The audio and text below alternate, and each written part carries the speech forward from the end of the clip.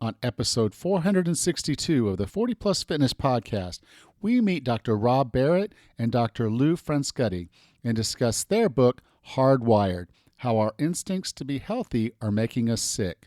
You can find the full show notes for this episode at 40plusfitnesspodcast.com/462.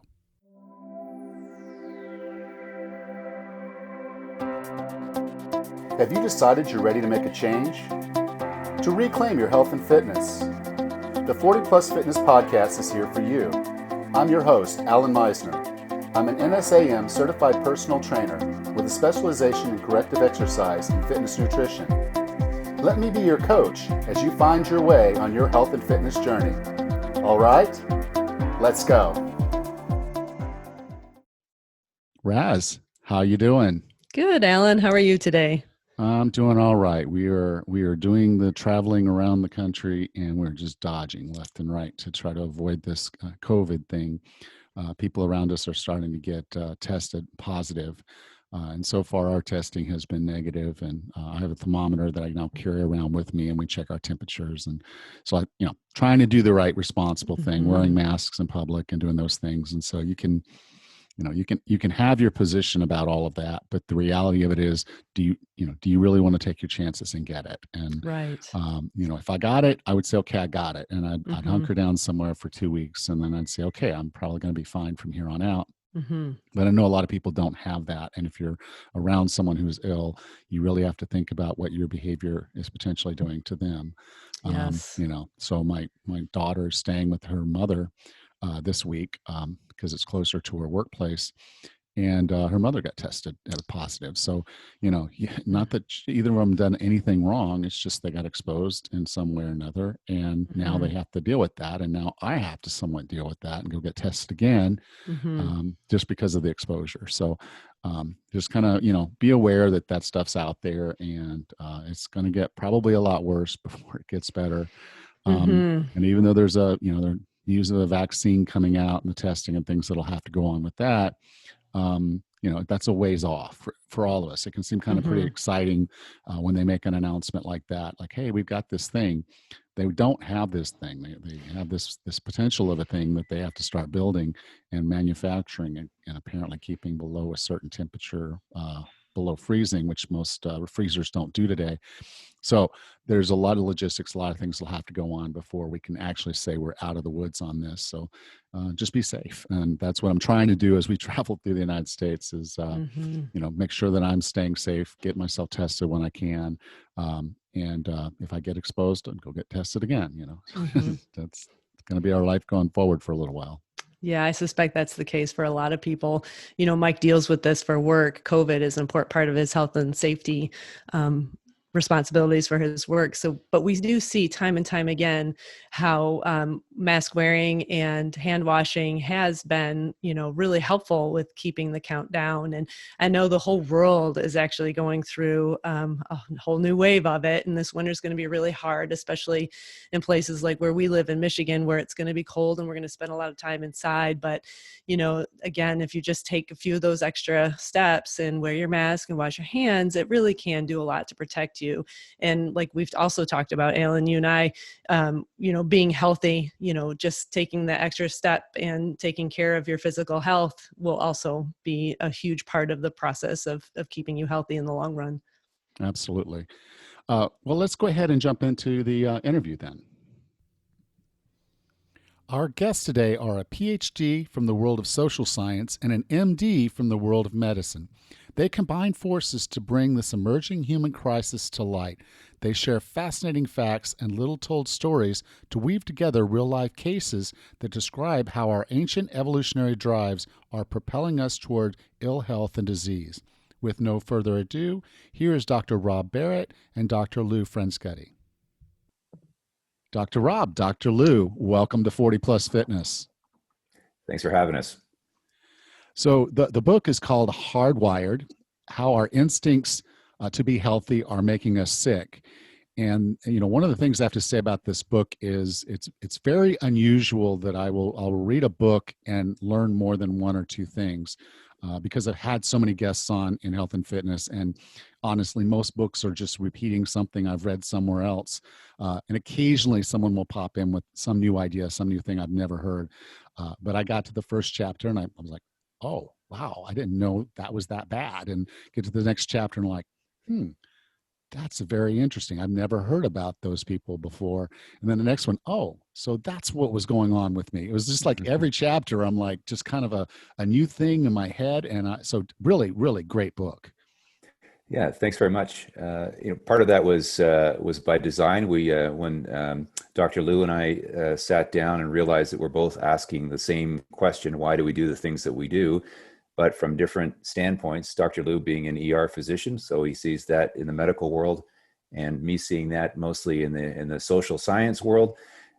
When we started to look at the intersection of those two, we started to discover all of these amazing facts, as you say, and stories that can be told about how these things play upon each other and affect us in our everyday life. So I'm glad you found that. We were actually, as our journey was over many years writing this book, our journey was the same. We were shocked at how much our social world is now directing our health, our biological health as well. And that's one of the true takeaways of the book.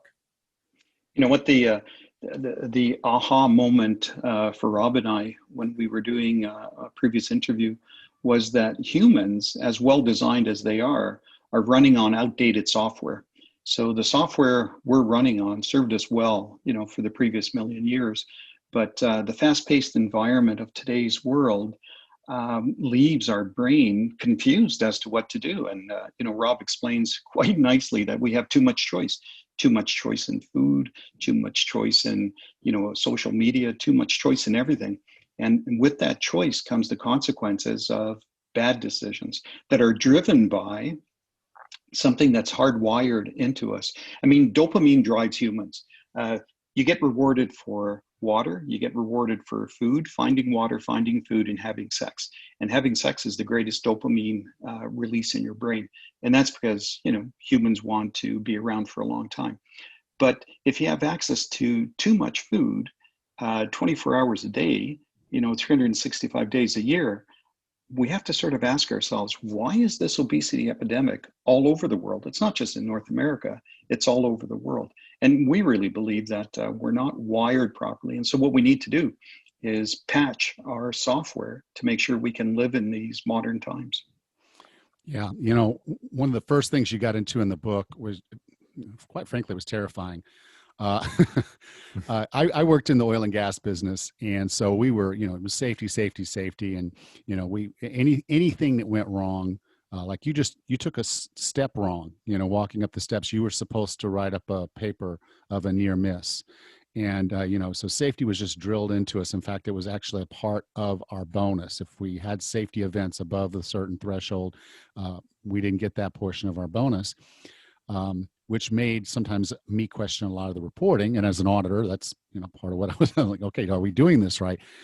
What astounded me was that the same problems we were seeing in the oil field with health and safety are happening in our hospitals. And I think the stat that kind of blew me away was 440,000 deaths per year due to a mistake.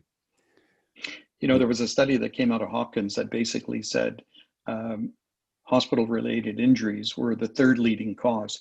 And it's not as if, as a healthcare provider, I go to work wanting to hurt someone, but it's like you said, oil and gas are so far ahead in taking safety seriously that the healthcare industry, unfortunately, still doesn't believe this is a major problem. Yeah, it's interesting. We put in some really interesting numbers around preventable error in hospitals, and one of the kind of the little math stats that we put in there that was really fascinating for Dr. Lou and I, as well, as if you look at comparing hospitals, a modern hospital, to say the Iraq surge in 2007. So remember, the Iraq surge was 160,000 troops that went to Iraq, and they experienced a death rate of 904. Servicemen and women, In that same year, 35.1 million people visited a modern US hospital. And if you use that number of roughly 400,000 preventable errors and deaths, then really it was more dangerous to visit a modern US hospital in that same year than it was to serve in Iraq during the deadliest year in Iraq. That is just astounding. And now 1 in 4 people that visit a modern hospital are at risk of experiencing a preventable error in hospitals. Now, part of the solution of this is obvious. Don't go to the hospital, but you need to go to the hospital if you have an acute issue, if you're having a heart attack or a stroke or something like that. You absolutely need to quickly get to a hospital. What else can we do to help prevent us from being a part of that statistic? Well, I mean, one of the things that we look at is, okay, why are these happening? What's the nature of these errors that are happening? And it's really not a lack of understanding of medicine anymore. Of course, there's always room for improvement there. The technological advances is really not that we don't have these available. Sure, there are some, cognitive biases that play into diagnostic error and what have you, but really these are non-technical errors. And what we've learned a lot, and we use the comparison in the book as well, is aviation safety. Aviation, same thing. They looked at, these aircraft that are so sophisticated now that really the types of errors that we're seeing are of a non-technical nature. And that's the main domain that we need to improve upon. But as the book suggests, our hardwired parts of ourselves mean that we're very social creatures. And that means that we have to, dance and play around in groups, even in very serious settings like the hospital as well. And some of that group dynamic and that interplay, that psychology of being part of the group, some of the hierarchies that are built into the hospital system mean that it's sometimes difficult for us to communicate effectively. So there's leadership issues, there's communication issues, and Dr. Liu sees that a lot more than I do, obviously, on a first day-to-day basis in the hospital environment. Alan, there's in the emergency department, there's 33 documented biases that emergency physicians have that lead to error, and that leads us into a similar situation in industry, a condition known as procedural intentional non-compliance, so that people do bad things knowing they're doing bad things. And so you have to try and figure out, well, why would somebody take a shortcut when they know they shouldn't be taking a shortcut? Well, if it's the end of an 8-hour shift and they're exhausted and they just want to get out of there, they'll come up with a diagnosis and confirm in their mind that that's the right diagnosis, when if that patient had been seen at the beginning of the shift, maybe that wouldn't have happened. There was really good study done out of the UK where they had staff wear red badges and green badges, and the red badges were people that were fatigued and the green badges were people that were fresh. And the patients had a choice of who they wanted to take care of them.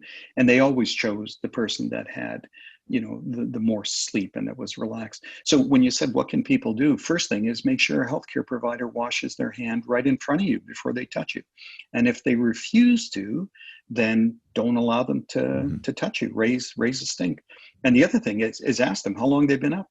And if they've been up, for a 36-hour shift and they're proud of it, ask for another healthcare provider. 2 simple things. And bring an advocate for yourself as well. You need someone that's going to help you advocate through the system. And unfortunately, if seniors go into healthcare facilities, which they're more prone to, most of the time they're still, a little maybe too respectful of the healthcare profession and don't question what's going on. Well, we know that Institute of Medicine study done in the States showed that 35% of all healthcare dollars spent in the US are totally wasted. So there's more than enough money in the system to develop a better system. But like you said earlier, and the ideal thing I always say is we should try and get rid of the patient so you don't have to use healthcare in the first place. Yeah. So avoid the hospital when it's appropriate by staying healthy. A lot of things we're going to talk about here is if you keep yourself healthy, you're in the hospital less. And if you're in the hospital less, then you don't have to worry about it as much. But then when you are, advocate for yourself, ask those questions. Like I said, I was just shocked that there was not a check balance or something to say that they had to wash their hands between seeing patients. I don't know, you assume some of these things are just going to happen, because if anyone knows what they're doing, it's the guy that's walking in there with the white coat. But we need to ask more questions. We need to be on the medical team with the doctor.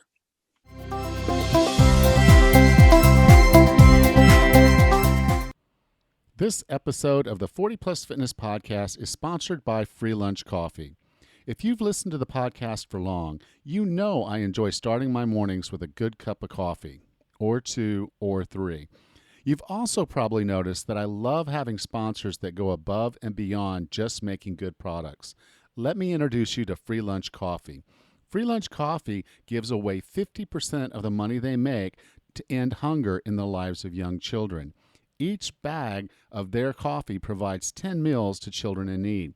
Beyond this fantastic cause, Free Lunch Coffee has great coffee that is specialty grade, certified organic, and fair trade. And they offer a 100% money-back guarantee for 30 days, so you have nothing to lose. Check it out at 40plusfitnesspodcast.com/free lunch with no space. As a 40 Plus Fitness Podcast listener, Free Lunch Coffee is offering a 10% discount to you. Use coupon code 40plus at checkout. Here's that address again, 40plusfitnesspodcast.com/free lunch. And the coupon code is 40plus for 10% off. Free Lunch Coffee lets you drink your coffee with compassion.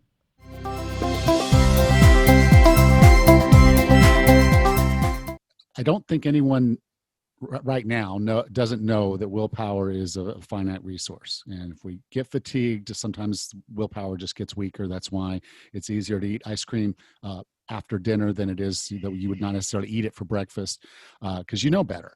But you talk about actually taking some of these tactical indulgences. And I was talking to a client today, and he said he just loves candy corn. And he's lost 150 pounds. And he's like, but I love candy corn. So this time of year, when it rolls around, I'm going to buy myself a small bag of candy corn. And he says that keeps him on track for a whole quarter. And he says, then he knows around Thanksgiving and Christmas, he'll give himself another little treat. Can you just talk about why tactical indulgences are a great way to bolster our willpower, or at least help us through those times? Yeah, for sure. Well, if we start with the idea that, we do have this hardwiring. So if we're stuck with this hardwiring for now, that means we have this reward system in our brain that's constantly turned on. It's constantly wanting reward all the time. So we can either try to fight it, or we can try to work with it somehow. And if you're trying to fight it, you end up, this idea of building resilience all the time doesn't necessarily work. It becomes more and more difficult. So the idea of these tactical indulgences means that you are allowing yourself to feed the reward center of your brain, but perhaps in more positive, ideally in more positive ways as well, taking little breaks. So willpower is almost like the gas in your car. You can run out of it. You can burn through it and run out of it.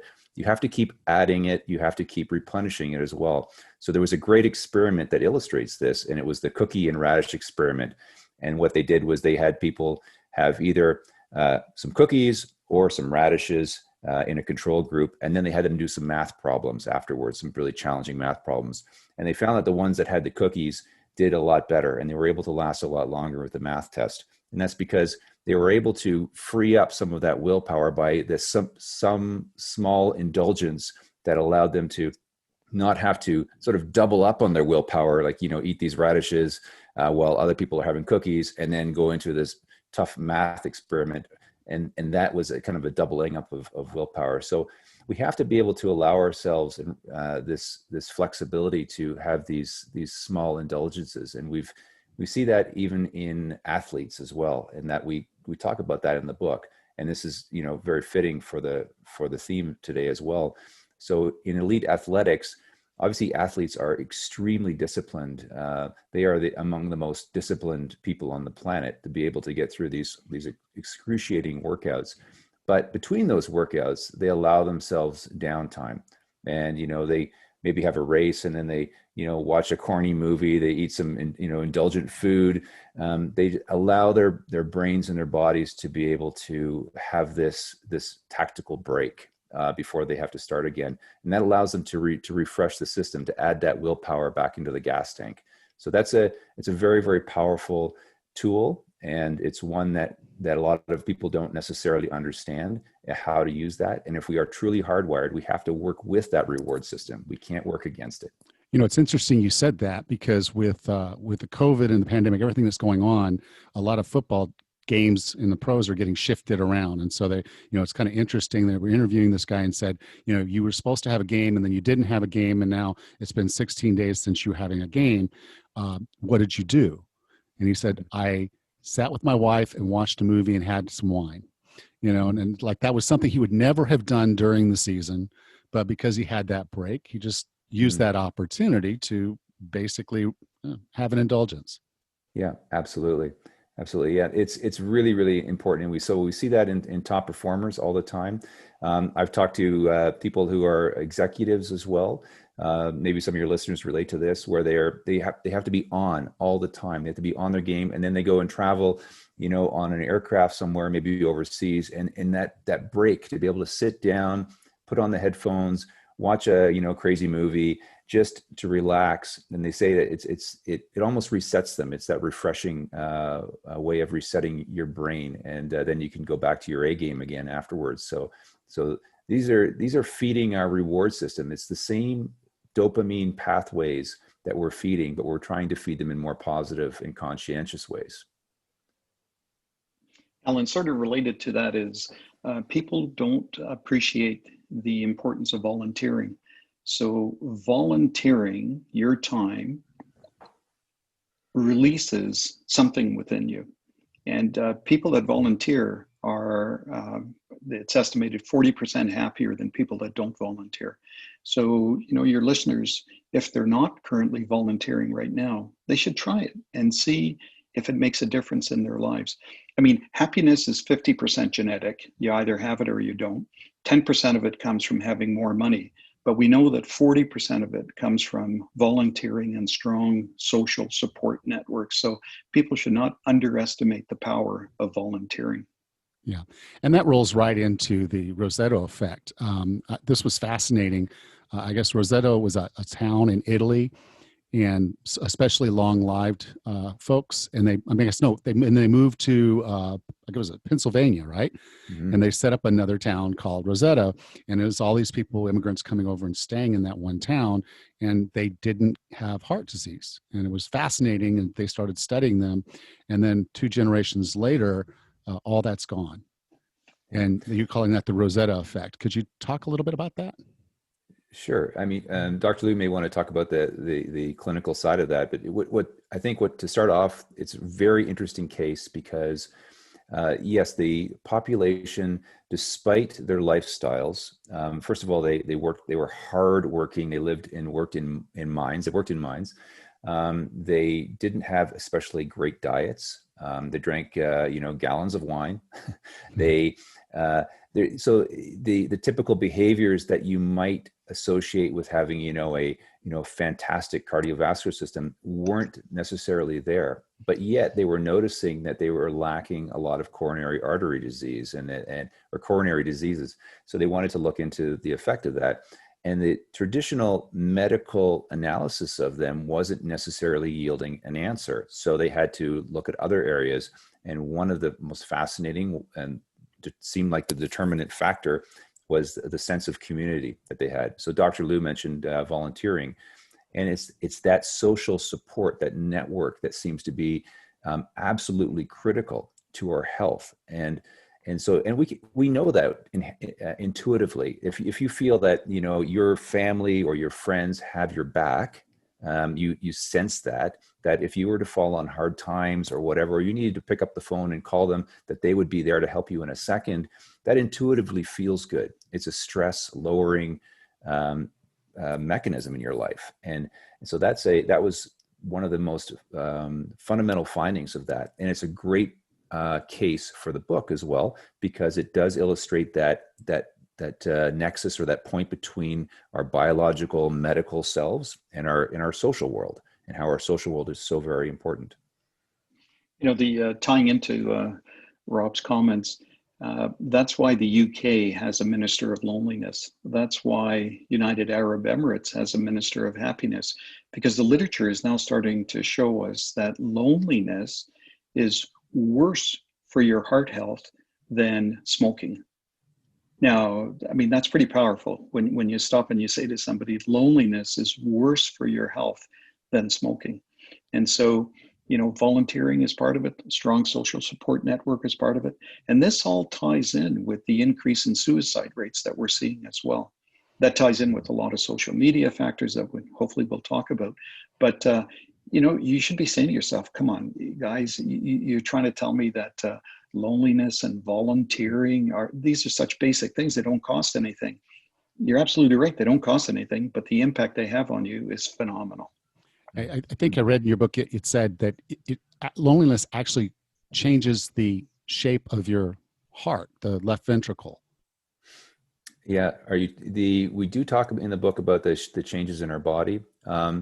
There's one that is an effect, almost like the broken heart effect, and that's a clinical presentation, and Dr. Liu may know a bit more about it, but it's a clinical presentation which is like having a heart attack, and that can happen in times of very high acute stress.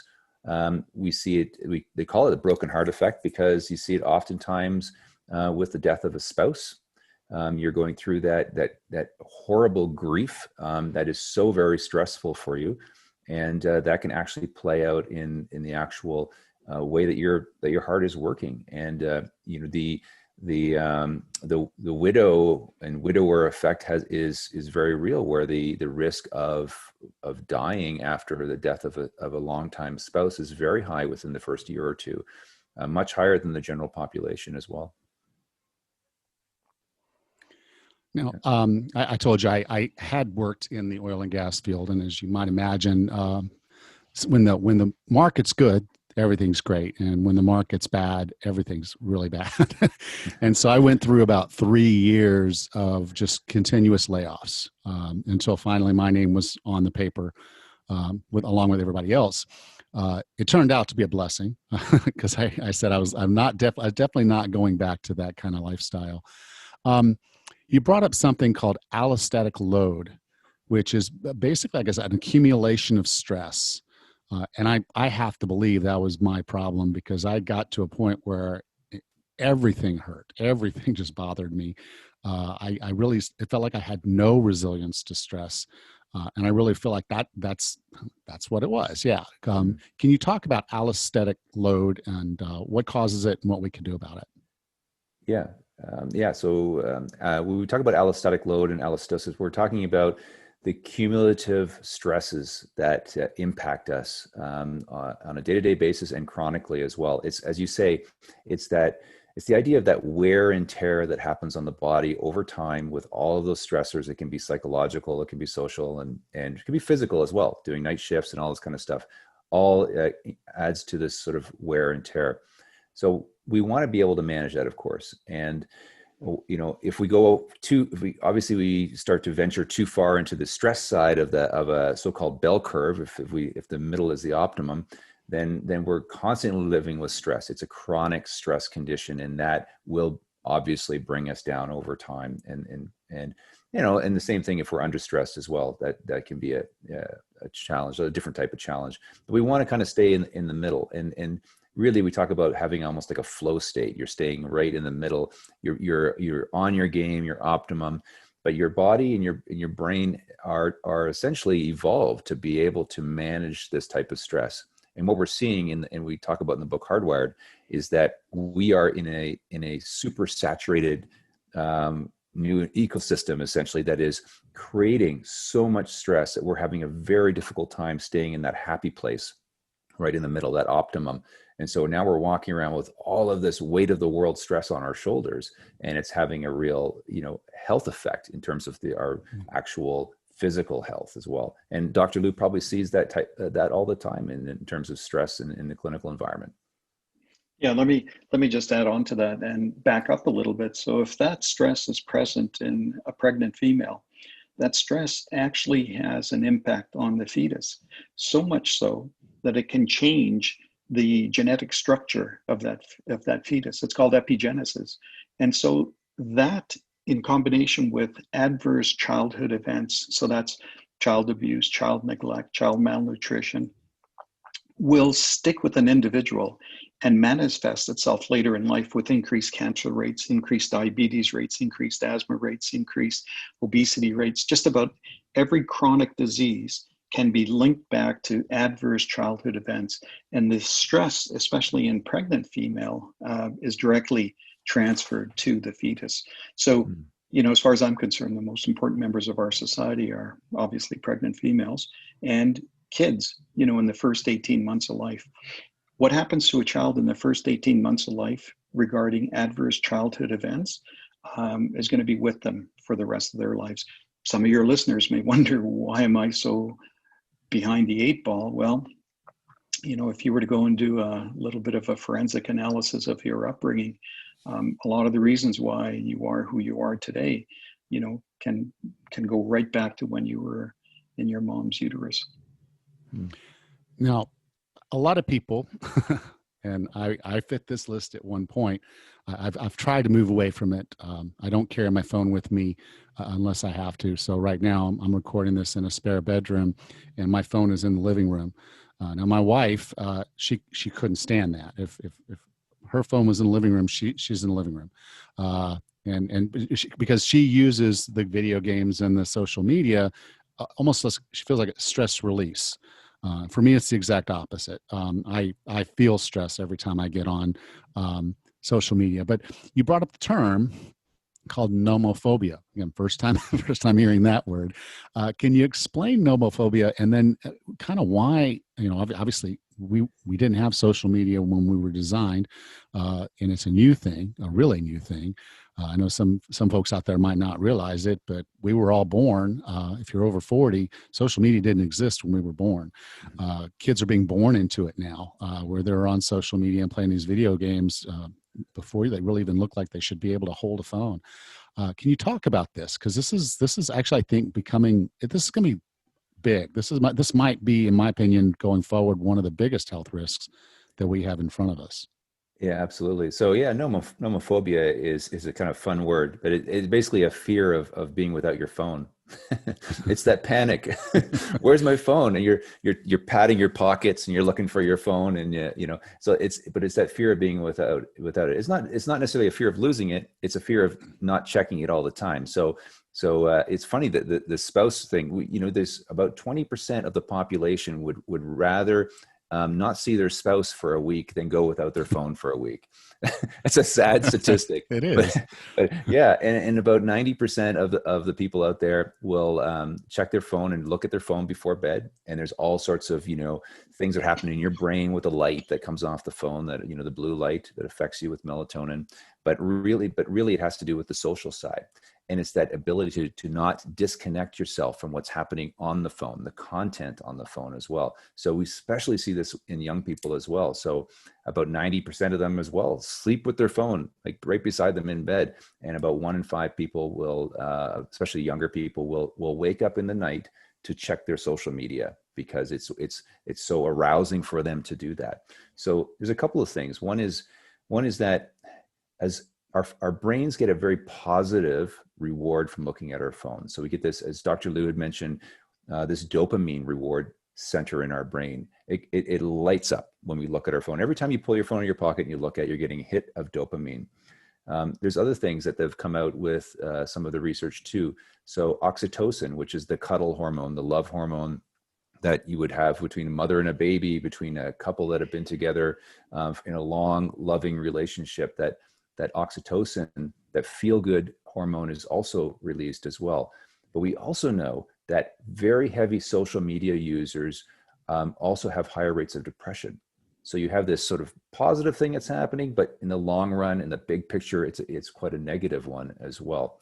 And a lot of that, again, has to do with the hardwired part of our brain that has to do with us being in groups and wanting that social reward. So we're social creatures. We want that social reward to happen.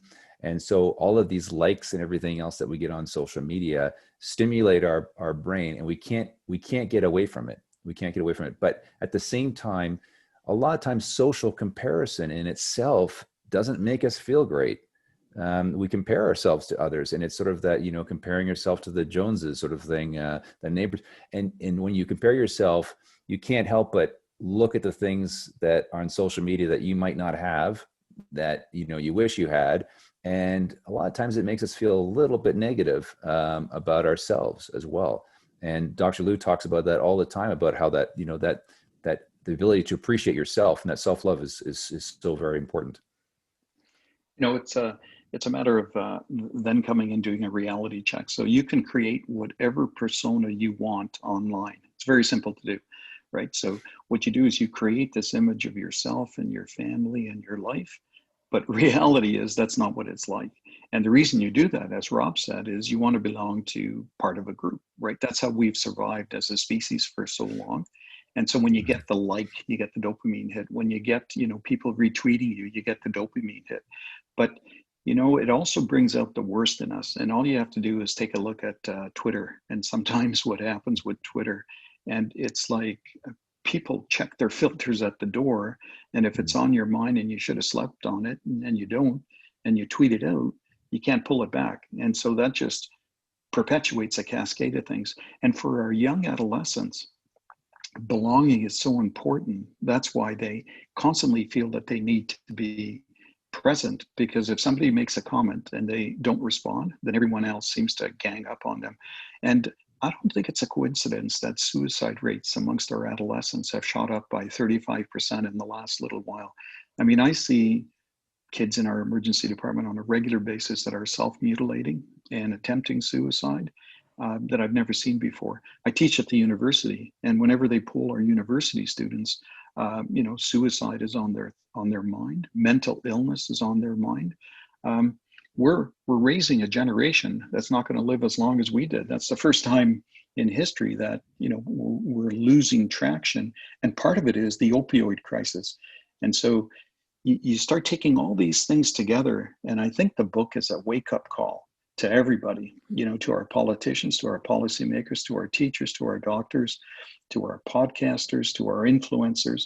We've got to sort of put things on hold for a second and say, hey, wait, it's not as if we don't have enough money and we're not spending enough money, but we're just not doing it so that everyone benefits from it.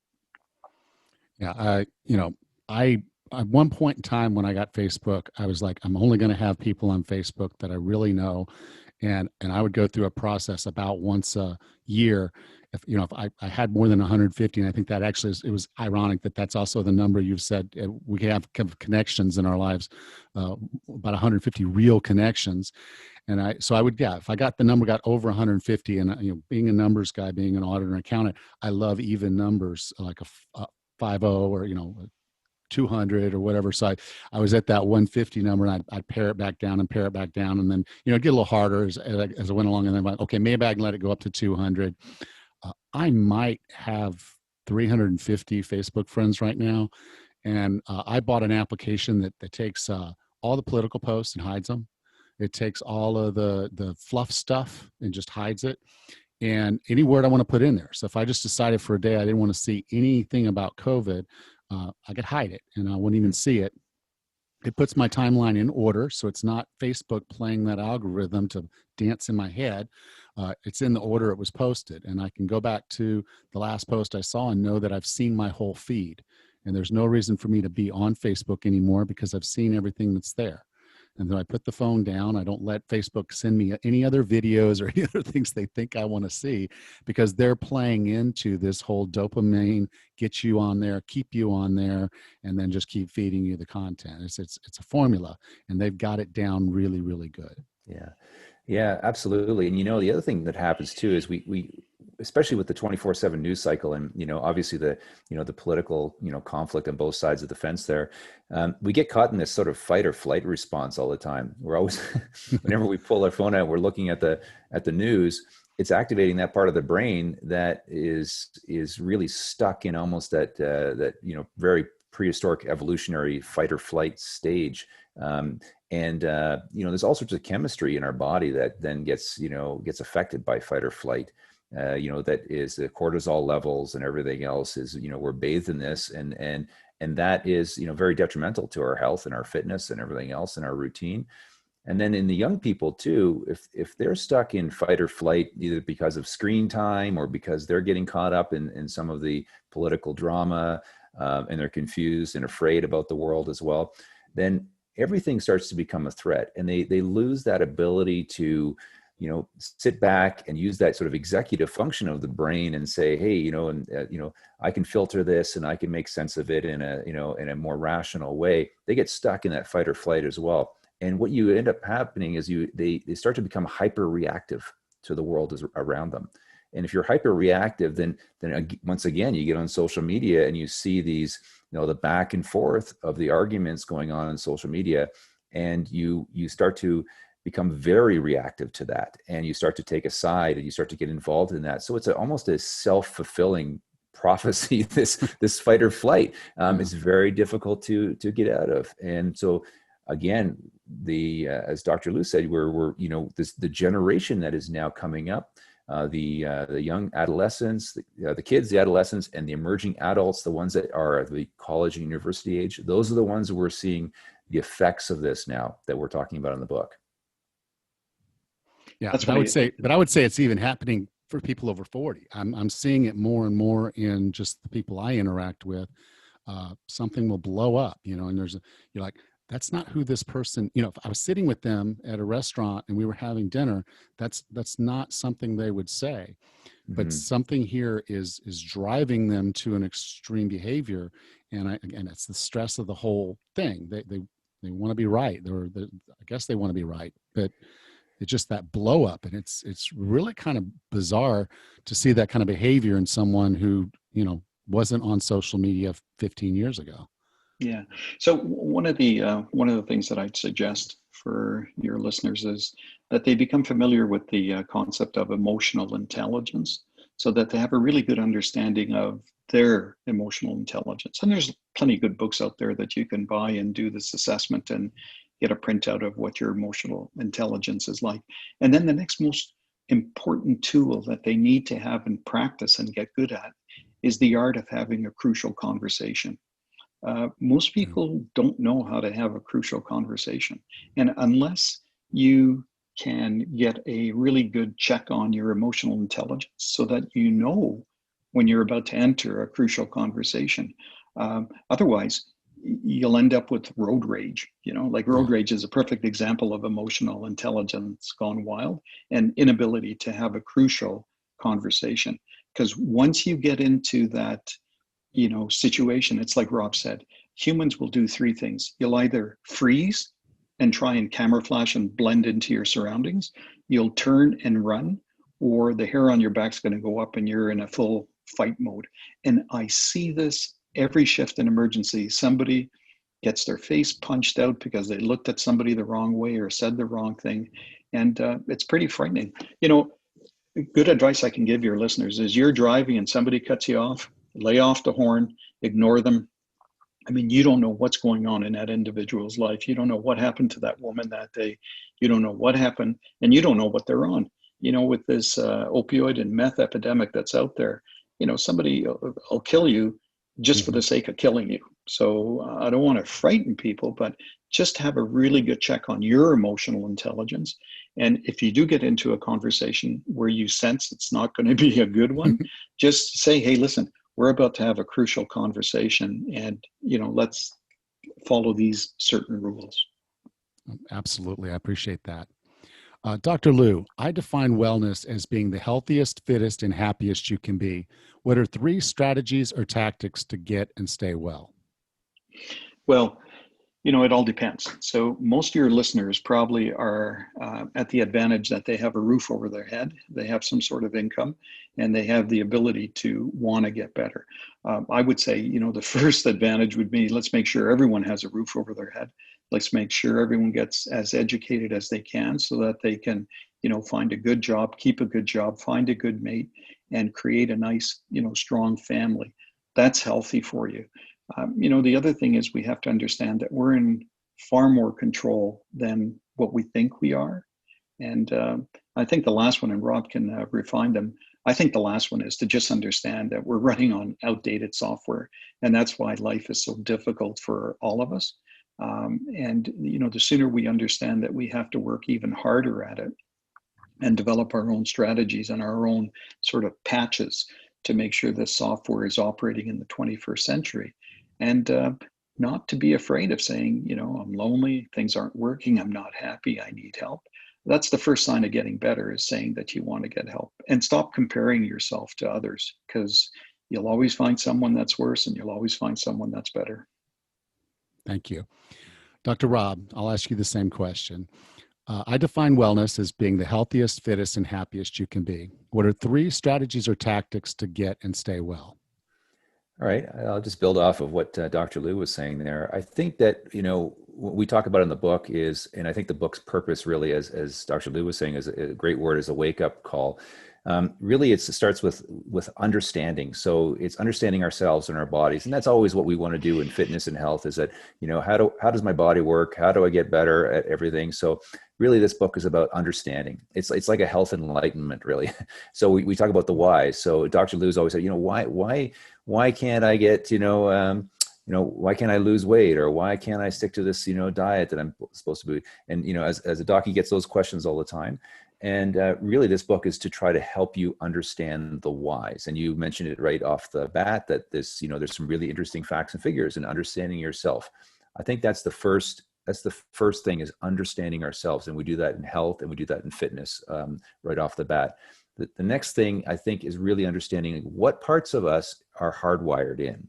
What is that software, as Dr. Liu was saying, that we're running on, that we need to respect, that we need to understand, and knowing that, for example, the reward system in our brain, how that reward system works, can we, as we talked about, feed that in more positive ways that then frees up some of that capacity that we have to be able to live a healthier life as well, not get dragged down. And then I think the final thing, and we've touched upon it, is real social connection. That is potentially the biggest thing that can change your life today, almost immediately, is having real human connection. I know it's tough in COVID, but that means, having a kind of connection with immediate family, those who you see every day, spending more time with them, walking in nature with them, having more quality time with them.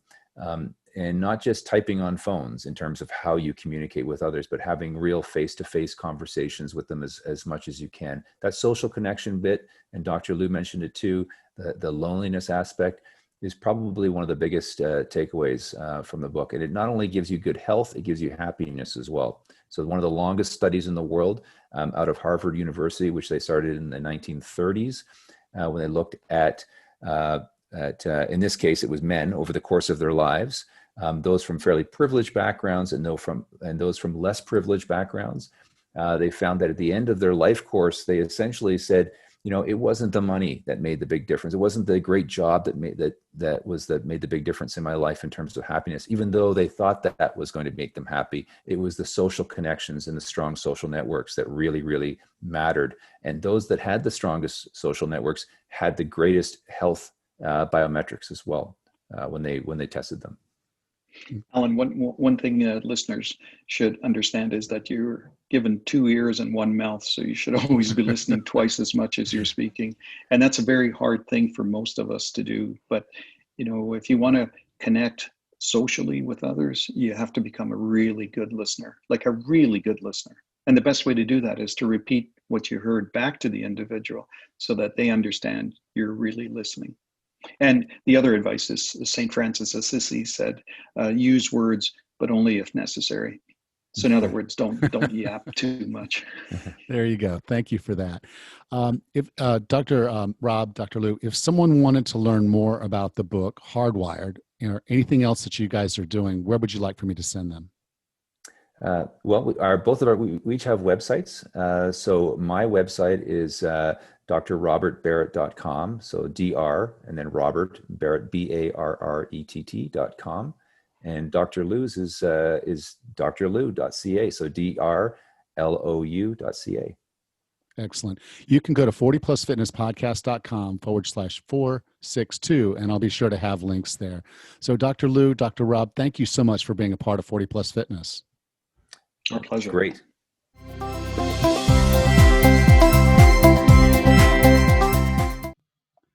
Well, welcome back, Raz. Hey, Ellen. Wow. That was We- a lot of information in that interview. We jumped around, and the book is really good because it has a lot more than I was ever able to cover in any kind of podcast. But there were those few highlights where I was like, I need to get into this. And as I think I mentioned during the interview, it was just like every chapter. I'm running into something I'd never read before, stats I didn't know. Don't go to the hospital. Find ways to avoid being hospitalized. Work on yourself because being hospitalized increases your risk of death significantly, which I was just again shocked and appalled a little bit. But it is what it is. Just now we know. Advocate for yourself and try not to go to the hospital if you can avoid it. And I don't mean to not do something that you need to get done to prolong your life or to improve your life, but just realize that you're taking a risk and you have to be proactive as a participant in your healthcare. Yeah, going under the knife is not an easy decision, but we've always heard, my mom's a nurse, so we have a lot of health professionals in my family, and that's always the last thing. That's what the doctor tells you. Going under the knife is always the last thing. And so if there's anything we can do to prolong that or change our lifestyle or nutrition or whatever, that might help keep you out of the hospital. Absolutely. And then I think one of the other cool things that I got into there, and I do this because I do seasonal ketosis, but they called it what was it? Tactical indulgence. Tactical indulgences. Yeah. It makes sense. And I have a lot of clients that talk about that. And, with seasonal ketosis, I have a period of time when I'm allowed to go do the things I like to do, have some beer, enjoy myself watching, football, that kind of thing. But I do make sure they're good beers, so make it worthwhile. It's worthwhile, right? I'm not just going to sit there and throw down with a national light beer brand. Pick your poison, but I'm going to go have a nice IPA. I'm going to find a local brew when I'm traveling, that kind of thing. But it is a tactical indulgence. It's a period of time. I know when I'm doing it, and I know when I go back that I'm back to who I was and who I am. That's the thing. So, a lot of that is about knowing yourself, and that's why I don't just do it for one meal or one day. I make it a period of time. That's a set period of time, because I'm an all or nothing kind of person. I'm not going to have the capacity to sit there and say I'm going to have 2 beers and then be done. I'm going to have beers till we're done. Doing what we're doing. So it's a football game. I'm going to, I'm just going to sit there and enjoy myself, not driving afterwards. So boom, have some fun. But I think that's a really cool concept to think about in as far as your self-awareness is, how do I react to certain things and do I need that reward? I have some clients and they've told me it's like every once in a while they want to do that thing. And I think that's cool, especially when you pair that with the Rosetta Effect, which, is us spending time with each other. And it's one of the examples I use quite often is if your significant other invited you to Hawaii, you're going to have a Mai Tai. You're going to, you're going to eat the pineapple, even if you're keto. You're going to enjoy those things, and you should, because that's a part of putting joy into your life, and that's a big part of longevity.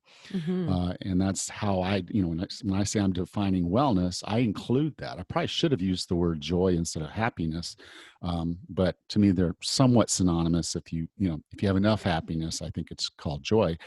But I think that's the key is surrounding yourself with people that you care about, having a purpose, and spending time with people, because we're social animals. We need that social.